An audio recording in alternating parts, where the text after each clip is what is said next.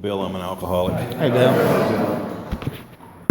I've been through this process with the help of a bunch of dudes that did it the same way. Same format as this meeting that was locked in the closet. And through this book, Big Book Step Study sponsors, had 5 guys help me. Definitely a loving God that I didn't believe in. I fully believe in now. And I've made most of my amends. I still have a lot left that I can't find. I can't find folks. I'm not from here. And even with technology, I still got a lot of amends to make. And it's pretty weird. I often, actually, this week I was looking for one of my best friends growing up anyway. And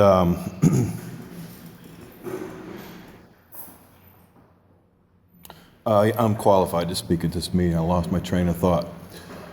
We're recording on YouTube, so I just want to say hi to my Okie friends out there. I was born and raised in Oklahoma City, and I came up here because I met my wife online in 1999, analog dial-up. So that was awesome. And this chapter is called Working with Others, so this is the second part of the 12th step, and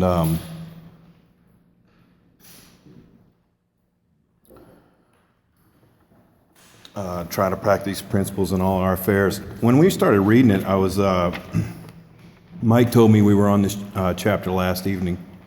I had texted him, and kind of always nice to have a heads up.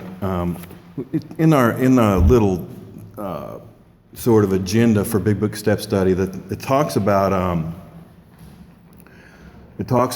through studying and practicing the 12 steps. I just remember this because I don't know, I spoke in Westfield a few weeks ago, and the guy that read that, it just jumped out at me because when I got to Big Book Step Study, and when I got to other groups where they were practicing these steps just exactly as they're laid out.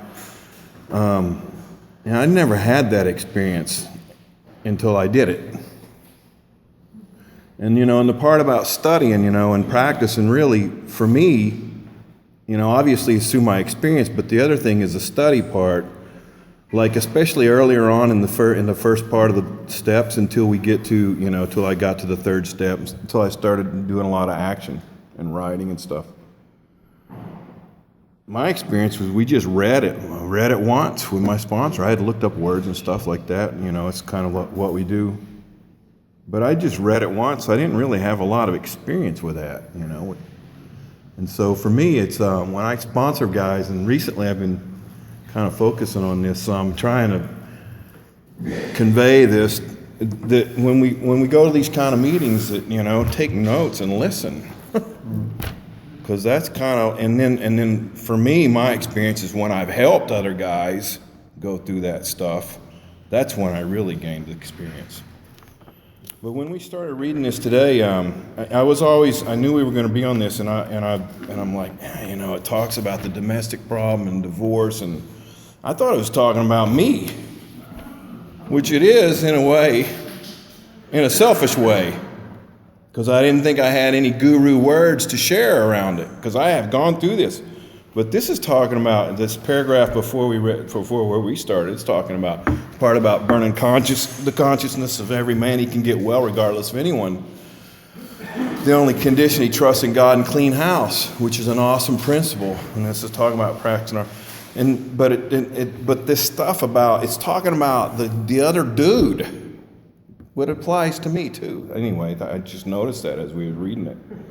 I thought there's been a couple of times in my sobriety where I thought I knew everything. Really thought I knew everything. I mean, like I remember being at my home group at the Skyway group in Presque Isle, Maine. That's where I got sober in northern Maine. And I remember we were reading. It was a step meeting, and it was on step 9, making amends. And I remember distinctly thinking and saying, I have completed everything in the steps. And that wasn't true, but I didn't know. I might have been lying a little too, though. You know how you can tell an alcoholic's lying, right? His lips are moving. But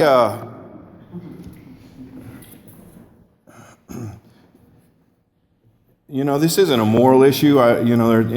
But at the same time, I believe that this isn't a real illness, a disease.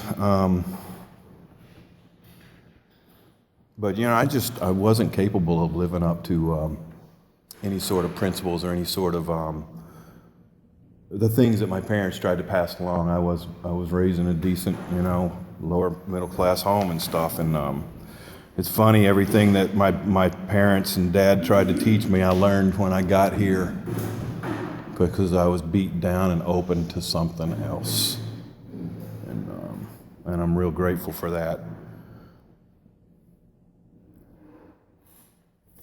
So it talks about is when your prospect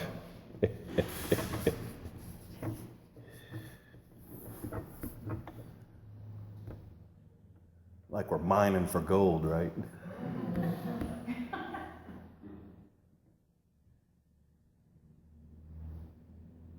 I think it talks about somewhere earlier in this book, talks about we struck gold or we struck some sort of providence. And really, in helping others, they always help me more, so I don't know how much I help them, but it always helps me. And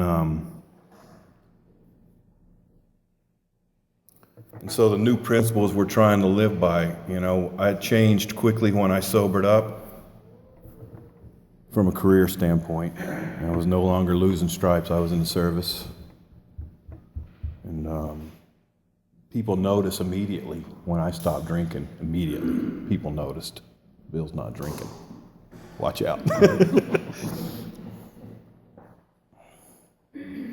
And so this is talking about the family that's struggling, the dude that's trying to keep it together, or gal, keep it together, and when we can demonstrate this stuff, that we can be sober, considerate, and helpful, regardless of what anyone says or does. Those kind of principles too. Those are huge. And then it goes down, talks about let no alcoholic recover unless he has his family back. It just isn't so. My sobriety is not based on any sort of conditions. It's not an external thing. We read back somewhere, it gets into the condition part, like triggers and stuff. Ain't no triggers, man. I'm a real drunk. My trigger is right here. My trigger is consciousness. Budweiser signs don't bother me. And it talks about, I think it talked about, it says, it's the word, because I got it, sir. Vicarious pleasure, to me, that's romanticizing. I don't romanticize the drink much, on occasion. Not really. No, I don't romanticize the drink. And talks about we can go into places, assuming we're spiritually fit, we can go in the most sordid places. And that's been my experience. Not early on, though. I remember being sober, it was in the first year, probably a month, 2 months, 3 months. Went to the NCO club. I was newly sober. It probably was in the first month or two, tops.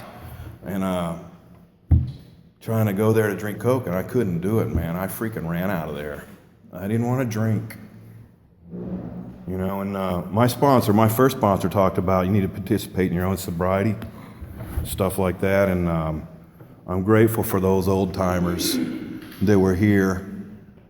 And, and when I got to Big Book and I kind of put people down that didn't have this experience, and that was wrong for me. Because that dude always told me my story's in here and my answer's in here. He didn't know it. And that's what I used to make fun of. But you don't know what you don't know. And when I found this solution, I was living in Arkansas, and I was pissed off. that there was a real solution for my problem and that I could get better and recover. It talks about we've recovered from a semi-hopeless state of mind and body, and I believe I have too. And it wasn't on my own. It was by doing these steps. Somewhere in the steps, I had this spiritual awakening, this change of mind, that talks about complete psychic change of attitude and thoughts. I had that. And probably for me, it was around 6 and 7, probably, after I had got honest with my, and read my 5th step and realized all the fears and life decisions I was making based on fears. I could never be who I was everywhere. It was never okay just to be Billy Brown. It was just never okay. And those were all based on fears, man. And so it's pretty cool. I don't think about a lot of this stuff today. I just celebrated 27 years last week, whenever it was, the 10th. Funny story. I lied about one day for 18 years, though, for some reason. It was so important for me in the beginning, that I sobered up on July 9th. And I drank on the 9th, and I knew it, and I lied about that. But the dudes that were ordered to come with me to AA, it was important for me. I needed that. It helped my ego that I was sober one day longer than Mo. If you're a real alcoholic, you might be able to identify with that kind of thinking. Yeah, so in our belief, any scheme of combating alcoholism which proposes to shield a sick man, from temptation is doomed to failure. This talks about the Greenland ice cap, and the dude might show up with a bottle of scotch and rum. I love drinking rum. I hated scotch, but I'd drink it if you had it. Or if it was the only thing around, I didn't drink for the flavor, I drank for the effect. And so our rule is not to avoid any place where there's drinking if we have legitimate reason for being there. Talking about nightclubs and parties and weddings and stuff. I'm not living in the closet anymore, man. Mm-hmm. I can remember locking myself in my closet in my house, living alone, sober, terrified. Nobody knew. And that's just not true today. It's pretty cool to be part of the living out there. Follow the dictates of a higher power, and you presently live in a new and wonderful world, no matter what your present circumstances. And sobriety is not always. I'm married, and and I have kids, and they're not mine, but I love them like they're mine. I claim them. And they're adults. And they don't do what they're supposed to do.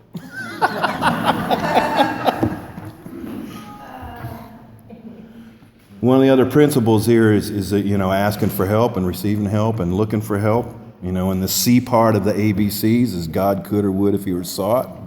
So again, I got to participate in my own sobriety, reach out. I struggled, and I still struggle with my youngest son. I struggle with the fact that he's maybe qualified for this place. And he moved out a little over a year ago, and I'm closer to him than I've been. But it's a real heartbreaking thing when I see him, because he's happy I can't smell very well, but when I can smell booze on his breath, he's contented. And very contented, very nice.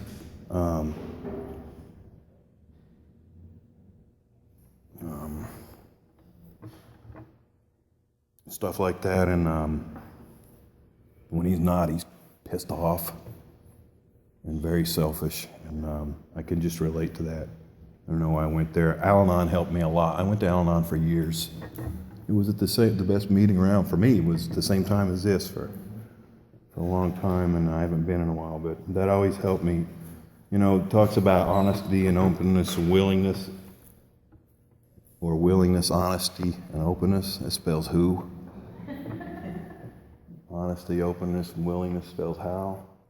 Those little things kind of sound stupid if you're new, but really those kind of things help me a lot. This is a real sort of program of action, and I don't like to boast about it all, but I try to practice it daily. I try to practice this daily. That's the part of the spiel. And I making working amends and trying to work steps 10, 11, 12, best of my ability. And that's the truth.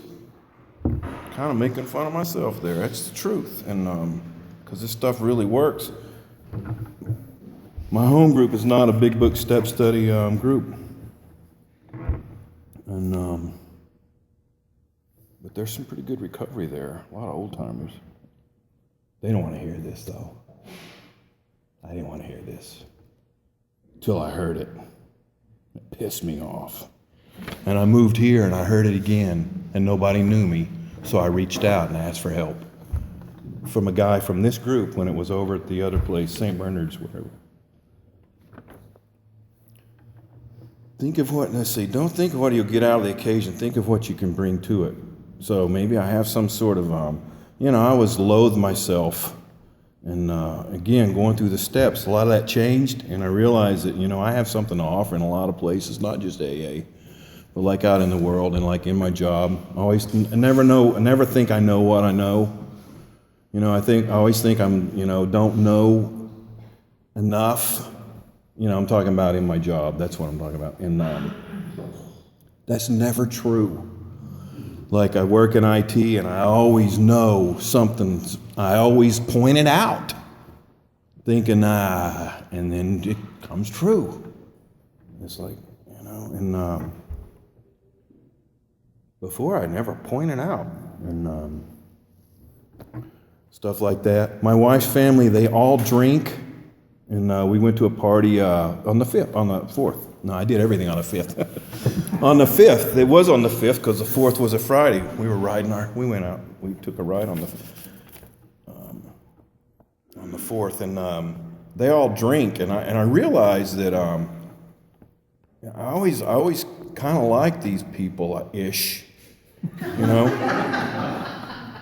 always reached out, and it's important for me to, I don't know, I just like to say hi. I'm not a major social dude, but family and stuff, and I realized that they didn't even notice I was there. And but that's not what it's about either. It's about trying to be a part of and stuff like that. Job now is to be at a place where you can be of maximum usefulness to others. And you hear these things. I hear these things in AA all the time. It's not about me and stuff like that, because the selfishness and self-centeredness. That's it's definitely the problem is up here, and so the more I try to help others or think of others, constant thought of others, I think that was in the reading yesterday in the reflections. Our very lives depend on it. That's what it says, constant thought of others. And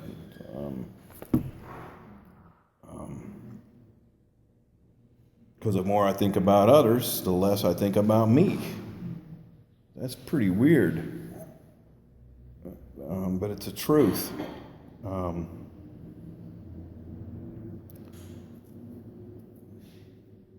No booze in my house, except when the in-laws come over.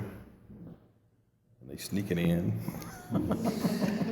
First time they came over, Mark had a 6-pack in his coat. 6-pack. It's bulky. He wasn't really trying to hide it, but he had a coat over it, and he was handing them out. But I don't have booze in my house. I don't know if I care about it. My wife doesn't want, she's not one of us. She is a normal drinker, and that is very, very odd to me. But she doesn't, and she knows a lot of us. And she comes to meetings on occasion, and she's just amazed that we just don't see the power of God because we should all be dead. And she always says that. It's unbelievable what you guys say, and I can't believe you don't see it because you should be all should be. But she doesn't. She likes to drink wine, and she doesn't want it in the refrigerator. And I think the other reason, well, I know so, probably more so, is my son, and stuff like that. But we don't have an opinion on that. Everyone should decide for themselves. I love Alcoholics Anonymous because I love the freedom in it. That there's no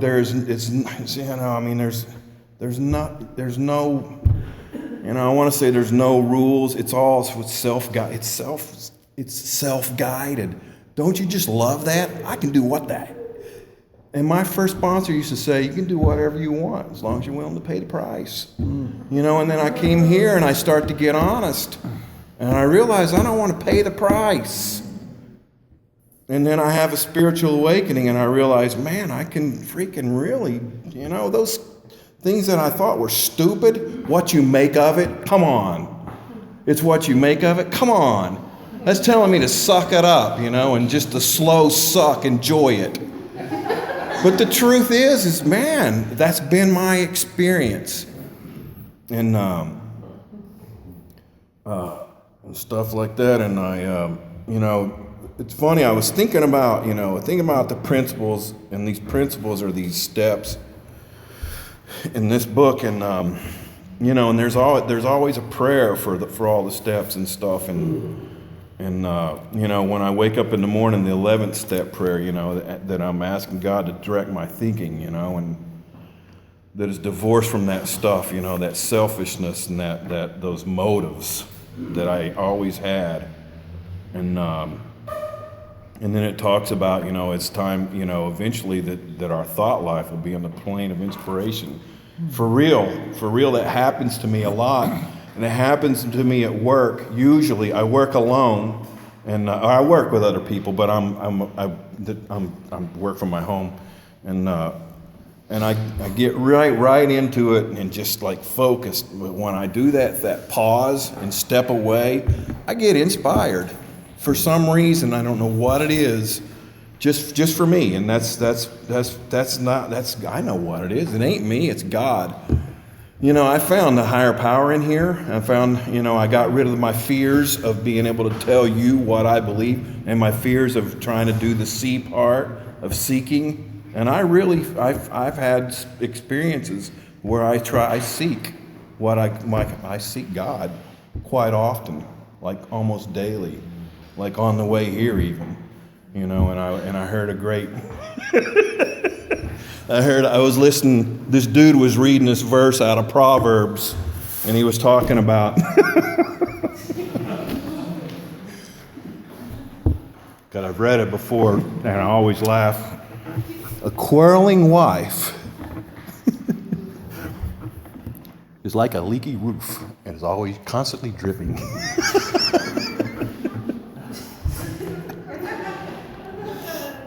But there's a context to it, but I just lost it. And I was stuck in traffic, and I wanted to text my wife, and I'm not very good at texting and driving. And I was thinking about coming here, and I hit the freaking, the 290 coming around. I live in Charlton, and it stops. I'm not, that's the way it is. I'm not surprised. But I was pissed. So I texted Mike, I'm going to be late, construction. Or no, I didn't. I said, I'm on the way, I'm construction. And then this cop comes up. So traffic's going, and they all get out of the way. Cop. Oh, my God. The cop's coming with the lights on, and he's behind me, so I pulled over just a little, and then he passes, and so I can like be part of the show. And it's a Sturbridge cop on 290. What? With lights on, freaking sirens. Just for me. And I wasn't late.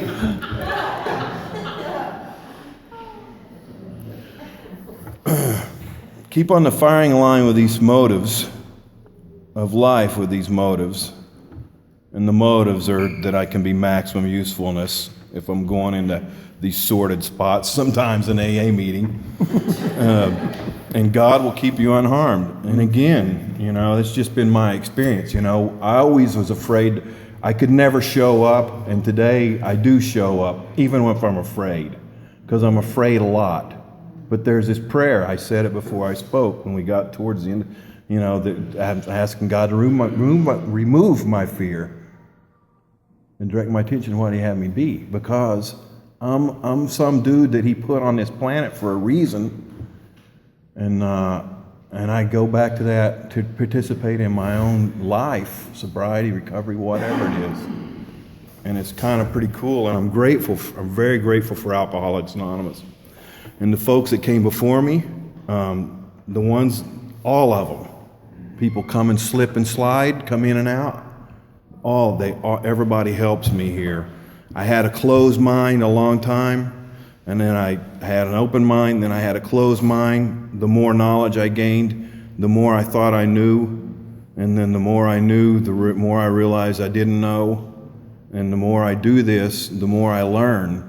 If I just kind of try to keep a little bit of open mind, even though I think I know what I know. My second sponsor always said, when you think you know, you'll never know. And I thought, I know.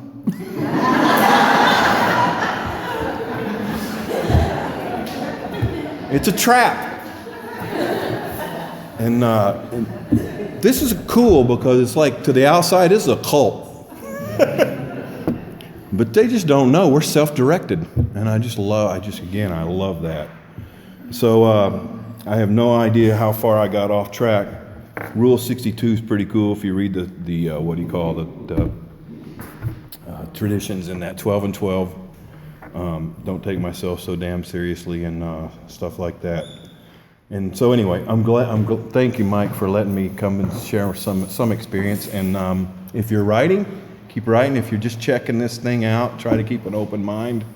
If you don't have a sponsor, try to get one. Try to find somebody with something that has something you want. And thanks.